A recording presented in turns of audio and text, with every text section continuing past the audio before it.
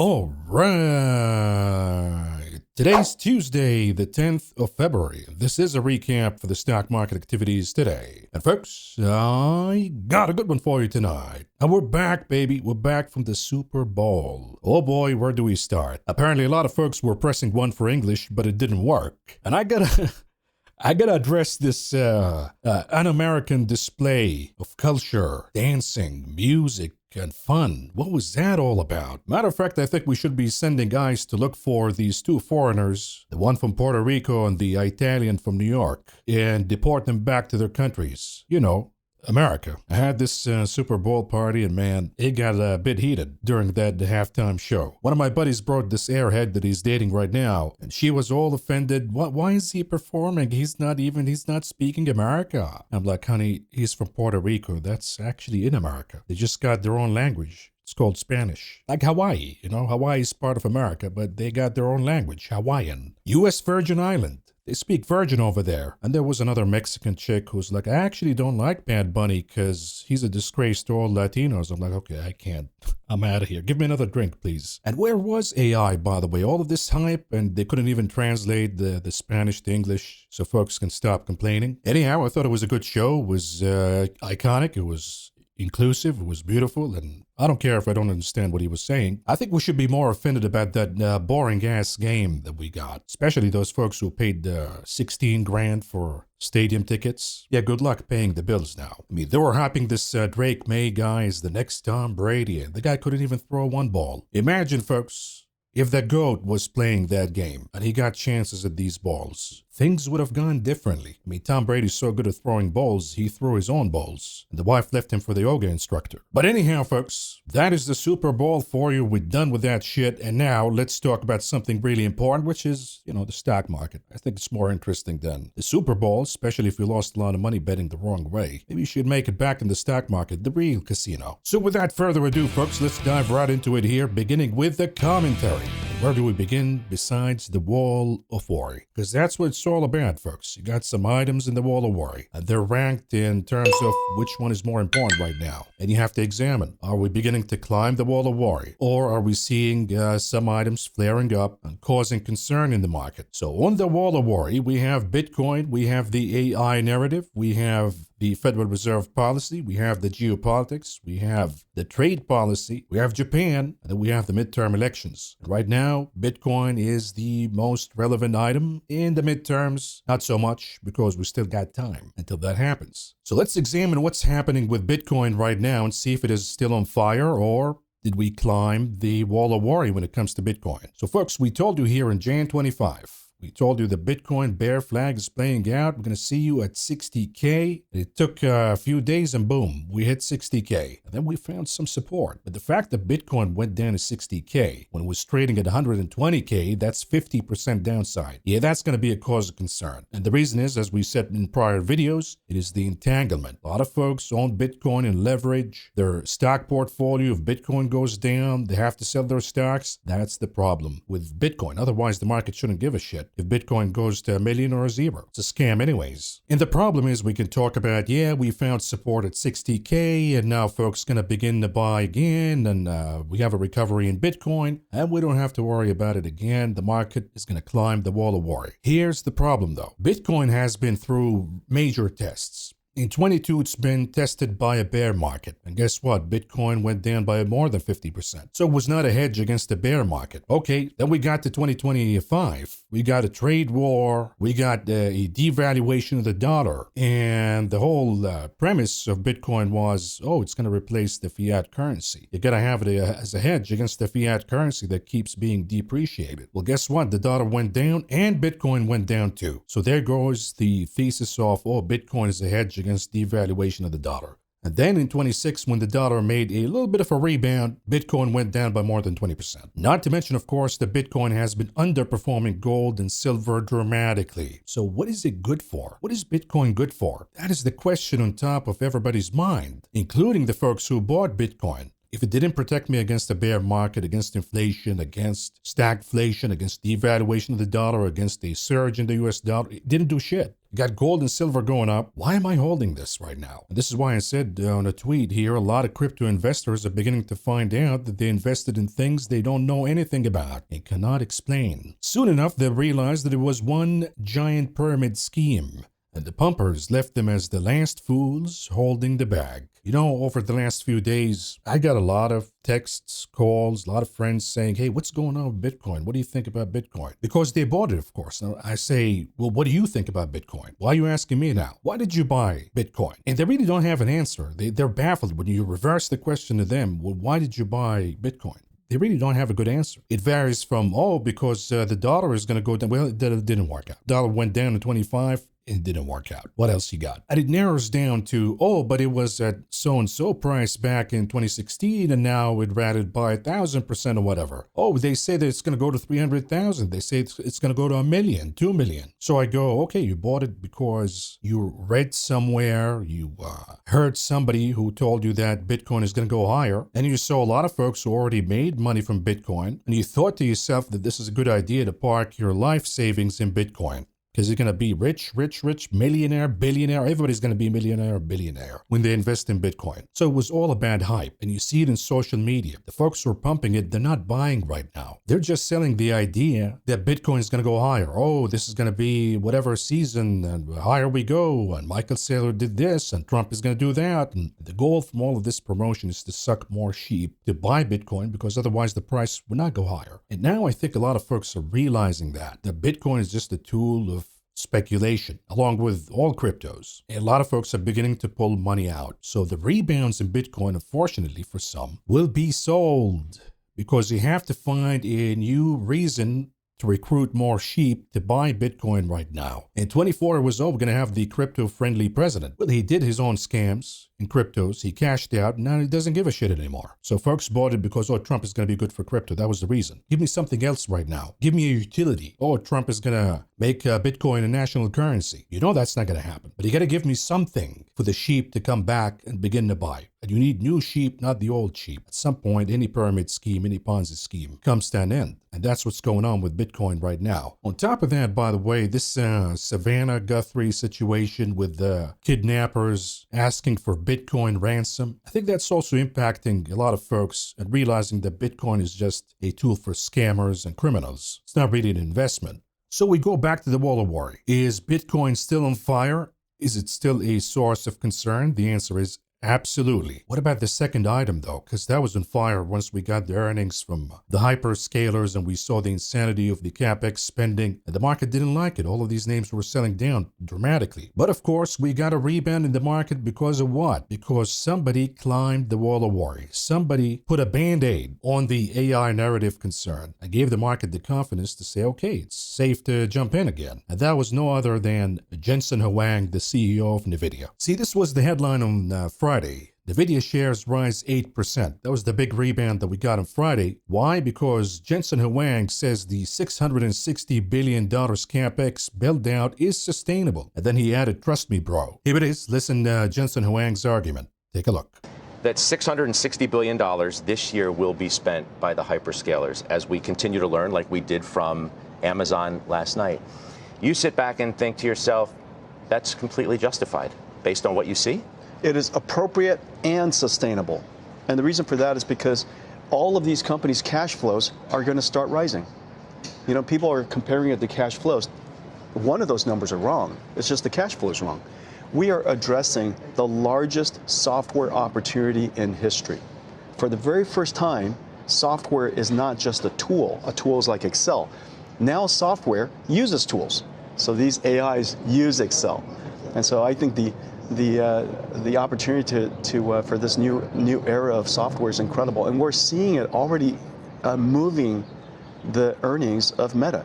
Nobody uses AI better than Meta, and so if you look at the way that they're using AI went from a classical recommender system running on CPUs to now a generative AI agentic system that is making recommendations. Everything from the way social media works and the way they recommend ads and help advertisers create content has fundamentally been changed, and their earnings show it.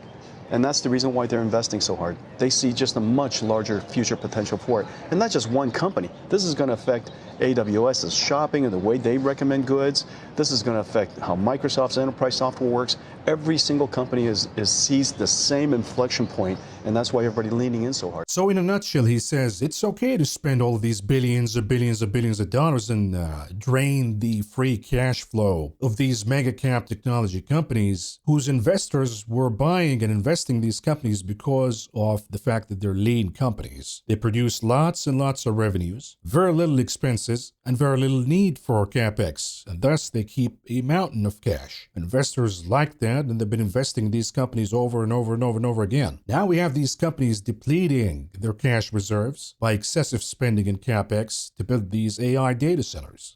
As I said in a previous video, you live by the sword, you die by the sword. The reason why we have this bubble is the optimism of all these companies going to spend billions of dollars in building these AI data centers. And they're going to have to use construction equipment, land, and all of these servers, and the jobs that are going to be created because of that. And it was a tailwind for the economy and the market. But now you die by the sword. After a couple of years of all of this insane capex, and on top of that, doubling the spending on capex right now, investors are saying, okay, where's the return? Because you're beginning to drain your cash reserves. That means you have to double and triple your revenues to replenish your cash reserves and continue to have that capex. So when Jensen Huang says sustainable, he goes and says, yeah, they're sustainable because they're going to have revenue. All of these AI models and AI spending that they're doing, it's going to translate in revenues pretty soon. That's why we should not be concerned about the cash flow drainage. But I showed you folks in the previous program when Meta's earnings came out, I used Meta's own numbers in the guidance. Their free cash flow margin will go down to 8.5% this year, given the increase in capex. Now, a company that has a free cash flow margin of 8.5%, should that company be valued as the same as a company that is producing 20% plus in free cash flow margin? Of course not. That's why the market is upset. And I told you the moment the earnings came out for Meta, I said fade the move, because this massive expansion in capex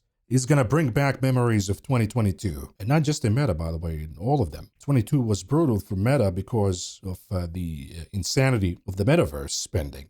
Now Zuckerberg found another scam. He no longer talks about the metaverse, he talks about AI. It's the same thing. And if you look at the chart of Meta, weekly chart, yeah, indeed, the move was faded entirely. The stock was up, 10% after earnings? It faded all of that move. Why? Because the market is not stupid, folks. The market doesn't buy the trust me bro argument by Jensen Huang. The market does the math. And by the market, by the way, I mean the insiders like Jensen Huang and Mark Zuckerberg, who are now probably betting against their own companies by dumping shares and buying put options. But they come out on TV and hype the narrative. Oh, we're going to make all these billions and trillions of dollars. Don't worry about the drainage of cash flow. Look at this pattern, by the way. Topping head and shoulder building for Meta. This doesn't look good, and what's going to happen is these names will go down 15, 20, 25, 30, 35%, and then after a lot of pain and trillions of dollars lost in market cap, the management would come out and say, okay, message received, folks. We're going to slow down the spending on capex, but the moment they do that, the entirety of the bubble is poof, gone. And you can see the magnitude of this insanity. You have the 2025 actual spending, the capex, and then you see the increase in 26.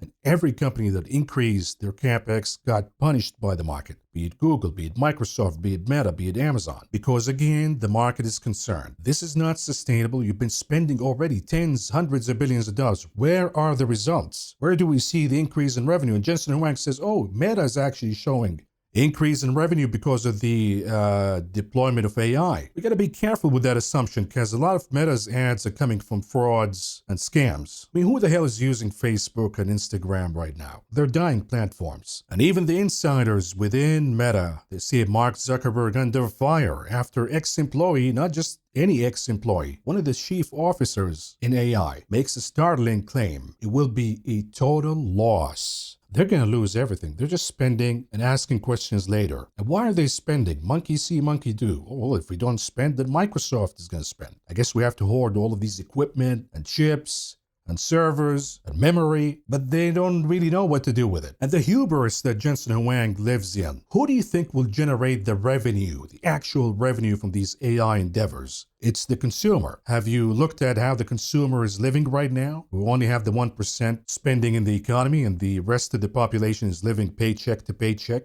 And the other problem that Jensen Huang denies, that's their strategy. Deny till you die. Just deny, and assure the public and investors that everything is fine. So the bubble can be pumped as much as possible so they can exit with billions and billions and billions of dollars. And then they don't give a shit what happens to you. Retirees, mom and pops, who cares? I want somebody to ask Jensen Huang about the depreciation problem. And again, Jensen Huang is a master of manipulation. He has an answer for everything. And he's the new banksters. Remember back in 2008? We got the collapse and the banksters were the villain. In this version right now, it's these big tech oligarchs are the villain. And Jensen Huang is the biggest pig out of all of them. So I say somebody ask Jensen Huang about the depreciation issue, because these companies are spending billions and billions and billions of dollars on depreciating assets, folks. These GPUs depreciate in value. They're relevant today, they're in demand today, but we all know the nature of technology. It evolves and it becomes more efficient. Less does more. So the hoarding of hardware, like GPUs, network equipment, and CPUs, and servers and all of that's going to depreciate in value, become irrelevant pretty soon. And it's going to show up as depreciation expense in the earnings of all of these companies.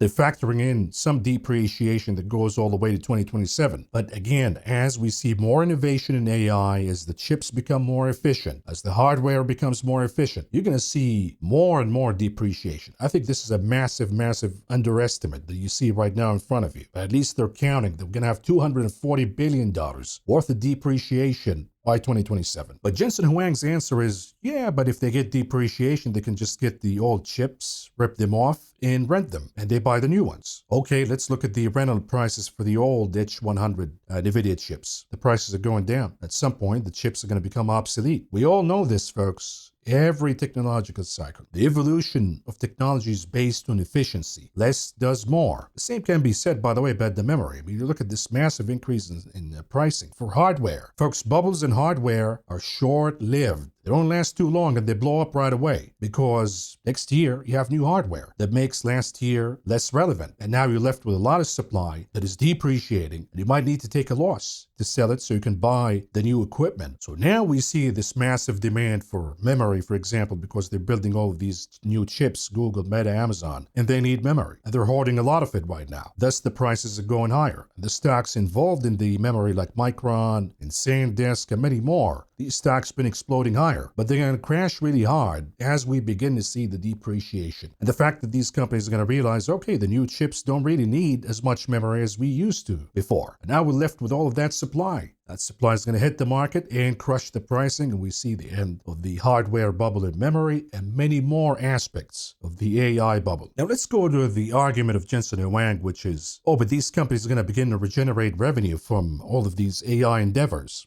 How? I use OpenAI for free. I use Grok for free. I use Gemini for free. I don't pay shit. So how are you going to make money from all of that? Ads? Subscription fee? And if that is the case, by the way, if we're going to place the entirety of the bubble on, oh, they're going to charge a subscription fee, then Netflix should be worth trillions of dollars. Don't forget that these AI platforms, they're competing against each other. So they're not going to even have the number of subscribers that Netflix has. If we're basing the AI bubble based on subscriptions, then OnlyFans should be the most valuable company in the world, because consumers spend way more on OnlyFans than OpenAI or any AI platform combined. All of these degenerates paying OnlyFans when porn is free. And you wonder why, what's going on with the degeneration of society? It's all of these weak men who are spending their money on OnlyFans. But here's the reality, folks. What they won't tell you, these AI executives and these tech monsters, the reason behind the creation of AI, it's not because it's going to be a massive revenue generating tool. The reason why they created AI, it's because it's going to be a massive efficiency tool. Translation math. They can replace employees and pay less in payroll and expenses processes and become more lean and efficient that way. That's the biggest secret behind it. And I think we're all aware of that. When you look at the surveys, the impact of AI on jobs in the US, 62% say will decrease the number of jobs. So I hear a lot of my imbecile friends, by the way, who work in these tech companies and whatnot. They're like, oh, you're being too negative here. My boss is actually doing AI so that they can help us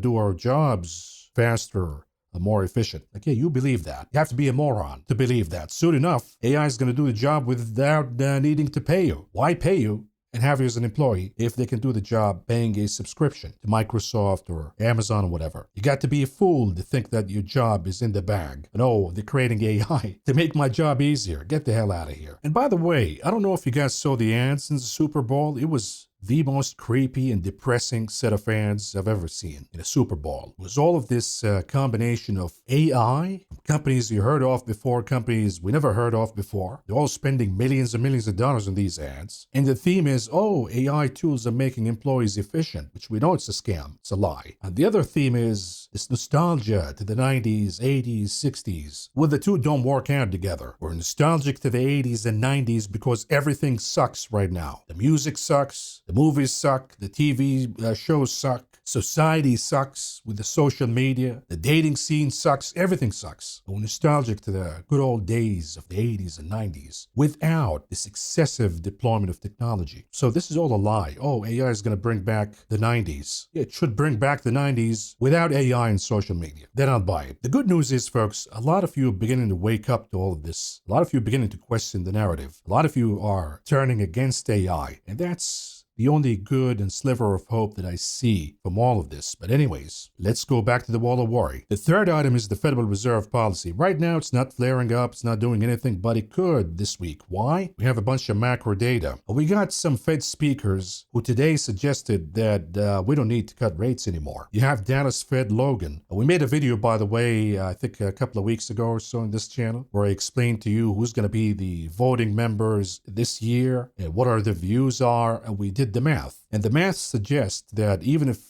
Trump places Warsh as the chairman of the Fed, he doesn't have enough allies to defeat the Fed insiders. So it's going to be a battle, a civil war within the Fed, the Trump wing, and then you have the Fed insiders wing. And today we heard from two of them who are going to be voting members this year, both of them Fed insiders, and both of them sound hawkish. The first one is Dallas Fed Logan. She says cooling inflation not enough for more rate cuts. You hear these imbeciles online saying, oh, true inflation is going down, so we should be cutting rates. Cooling inflation is not good enough for cutting rates. You cut rates if you have an emergency. And then you have Cleveland Fed Hammock. She says that interest rates could be on hold for quite some time. So it's beginning to be a little bit of a concern here for the market, but it's being ignored because of the data we're about to get tomorrow. But we look at the FOMC right here, and again, let's say that Powell is replaced by Warsh or whoever. It doesn't matter. He's going to be a Trump ally. Then you got Myron, along with the new Fed chair, and maybe Cuckboy Waller, kiss ass, who did not get the job after all of that ass kissing to Trump. Let's say these three want to cut rates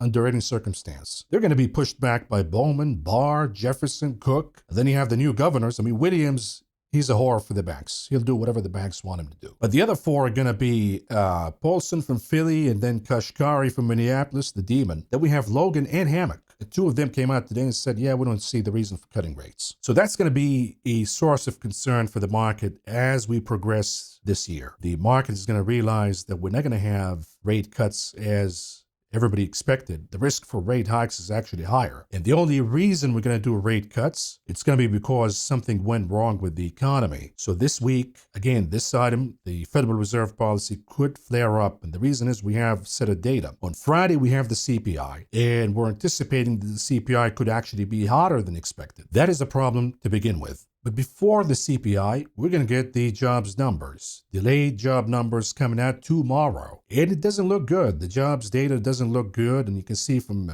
the surveys right here, the share of consumers who say that jobs are plentiful is dropping like a rock. The share of consumers saying that jobs are hard to get is beginning to rise. So it's becoming a tougher jobs market. And the weakness in the labor market is a reason for the Fed to cut rates. But what if that comes hand in hand with an increase in inflation? We have this stagflation phenomenon in the economy. Not to forget, of course, today we got retail sales and that went down, suggesting that the consumer is much weaker than we anticipate. And that could be the result of a weaker labor market. We're under this stagflation regime that benefits the rich, the CEO, the 1%, the oligarchy, but punishes the middle class, punishes the poor, punishing hard-working folks in this economy. The survey says think economic opportunities have been increasing, decreasing, or staying the same. For the wealthy, 62% say increasing. The opportunities are increasing. This economy is pretty good for the super rich. For middle class, only 16% say increasing.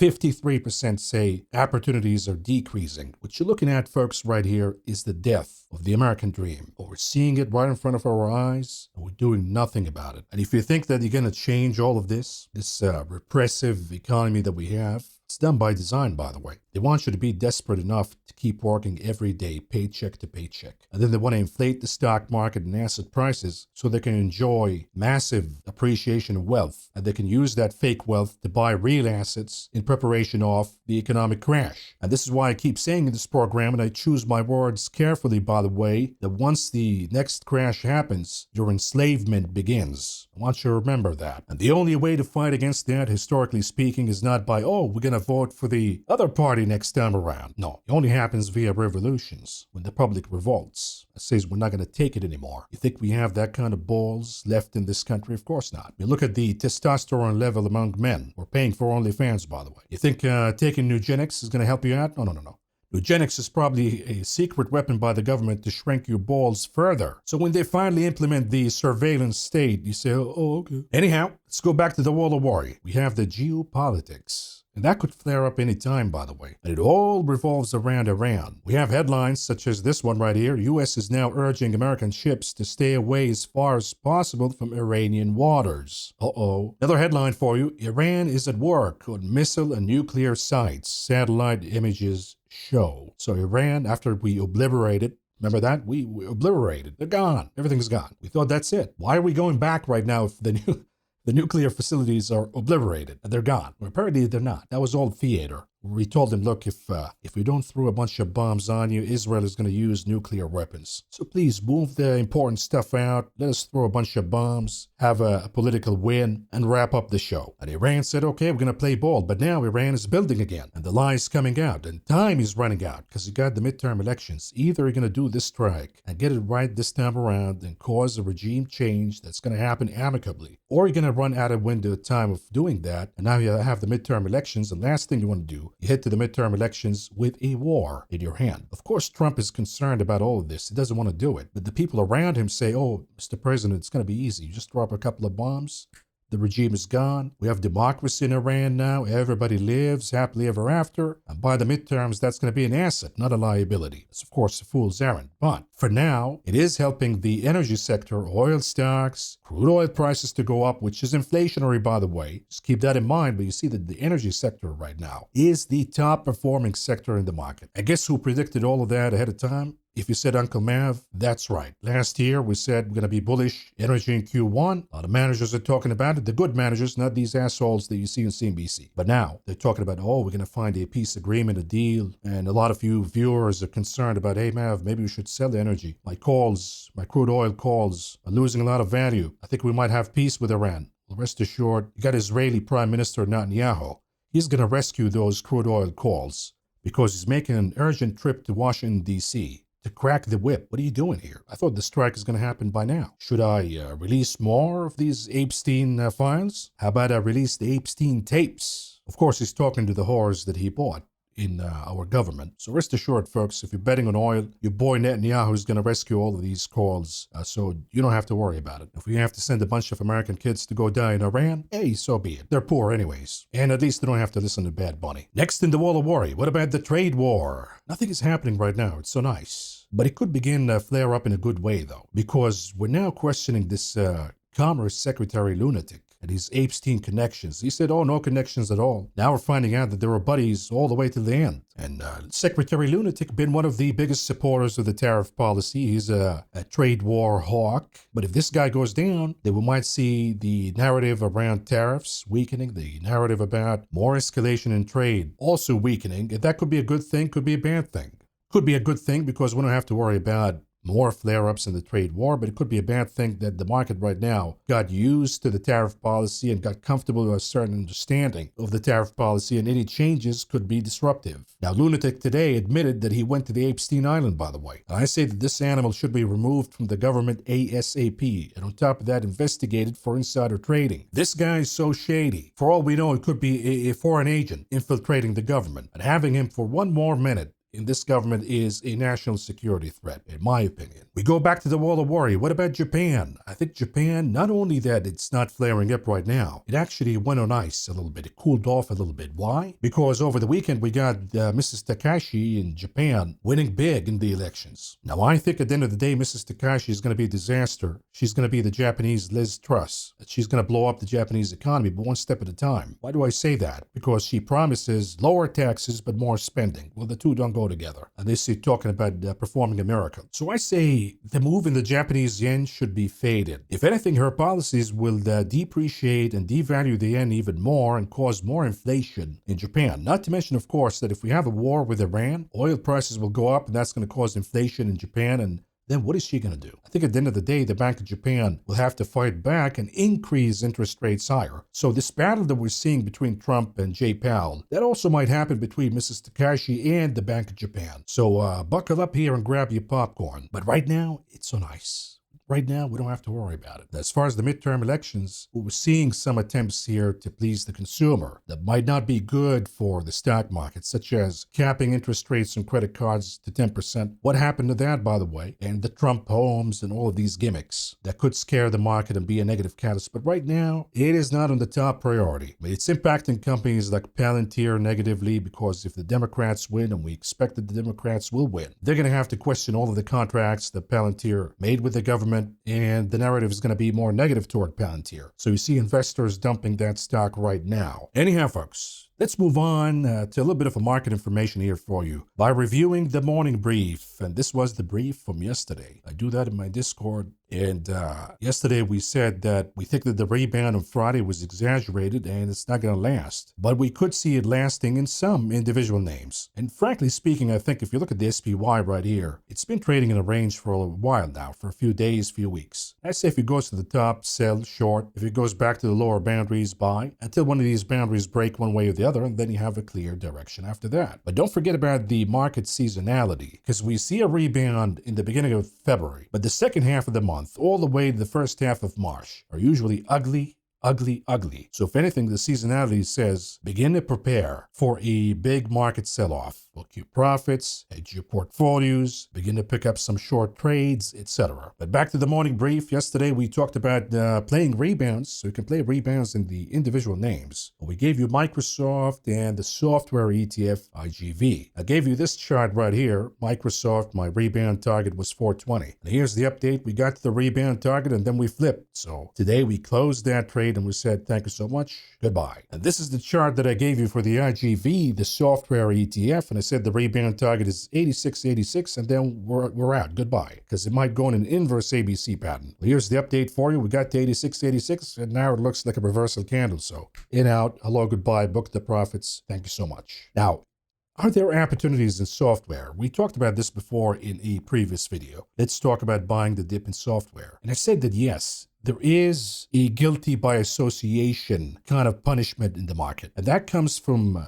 the ETFization factor, that when one of these software companies get dumped because, it might be disrupted by AI, it takes the entire index down with it. And whether some of these companies are good, bad, they're being disrupted by AI or not, doesn't matter. All of them go down. I think this collective punishment brings out opportunities, that we have certain names that could be oversold for no good reason, and they make a good dip buying opportunity. But you have to be picky. You have to pick the individual names, not the ETFs. You can see here the drawdown in software is is the worst since 2022. And usually when we see excessive drawdowns like this, it marks a bottom. I don't think it's going to be the case, by the way, this time around. I think we have further downside to come. But in certain names, investors are going to say, okay, enough. These names should not be punished by this much, but we should be buying the dip in these names. You can see also that the put options volatility is reaching back at the highs at levels where we see volatility topping, aka the sell-off bottoming, and we begin to see rebounds, we begin to see recoveries. So there are many indicators here that say that you should nibble in software, but boy, you got to be really careful. On the 5th, we added TYL Tyler, one of the software names that got crushed by the sell-off in the sphere of the AI disruption of software. But I'm not even confident in this one. They have earnings tomorrow. I'm going to hedge by buying a lot of puts because I don't have confidence that these rebounds are going to stick, to be honest with you. Then we go back to the morning brief from yesterday. We talked about GOOGL, Google. And when I said in this one, we're not going to play a rebound. We're actually going to bet on more downside to come. And my first target is 300. So I think we get to that point and then see what happens after that. Now we move on to the morning brief from today. And I said, good morning. We got two dynamics today. Number one, reassurance in software. Why? Because Datadog came out with good earnings and the stock was up double digits today. So it's given us some assurance that some names shouldn't be down this much. Another one is Snowflake, which got an upgrade, but it didn't report yet, so that's going to give you a little bit of optimism that the oversold rebound of software can continue. That being said, we will use today's bounce to book profits from short-term trades because of the jobs data tomorrow and CPI Friday's ability to shift the tide in this market this week. As far as long positions in software via shares, that's okay to keep, especially if you get positive confirmation from earnings. So Datadog, maybe soon enough Snowflake. But if you have a company that reports earnings and the fundamentals don't look good, then it's not worthy of buying. Number two, drop in retail sales. Weaker consumer equals lower bond yields, which equals better performance by defensive dividend-paying stocks. However, and this is going to be a theme for this year, by the way, the lazy passive investing via ETFs, you can't do that anymore. You got to pick your names. However, we have to be picky because consumer weakness is not good for high dividend stocks in consumer staples, for example. So I think utilities and real estate could lead the market until we receive the CPI data on Friday. And guess what? The top performing sectors today were utilities and real estate. I need to get more recognition when I get these things right. Should at least get a free blowjob. But we go back to the morning brief. Lastly, we made a rebound trade in Amazon because we got a little bit greedy. The Microsoft is out. Let's try Amazon now. But Amazon flipped to being negative by the end of the day. I'm going to keep these calls right here, 215, 220. But they might not work out at the end. Although some of you made profits, got in quickly, made nice profits from both trades, and the rest is history. So good for you, but the point being is there are still opportunities in the market, playing rebound, rotations, but this week we're going to begin to be bounded by the macro data as we get jobs numbers, as we get the CPI, as we begin to revisit the wall of worry, and the Huang Band-Aid is ripped off. What's going to happen with Bitcoin? All of these are going to be questions that we have to keep in mind. Folks, this is part one of the coverage, believe it or not. We got part two coming out right after this video. And in part two, we're going to dig deep. We're going to look at the charts, the options market, the heat map, all of that good stuff. And that's going to be members exclusive, folks. You can join us to become a member in YouTube or Patreon. I prefer Patreon so we don't have to pay the oligarchy in Google, but it's up to you, really. Links in the description. And we're going to add the links to the new video in the comment section too. So if you're a member, once you're done watching this video, I want you to flip to part number 2 because the conversation is going to get even better and continue over there. But until then, folks, this is all I got for you for now. Thank you for joining me tonight. Thank you for listening. Thank you for watching. I appreciate and I love all of you. And I will be talking to you again tomorrow. Good night.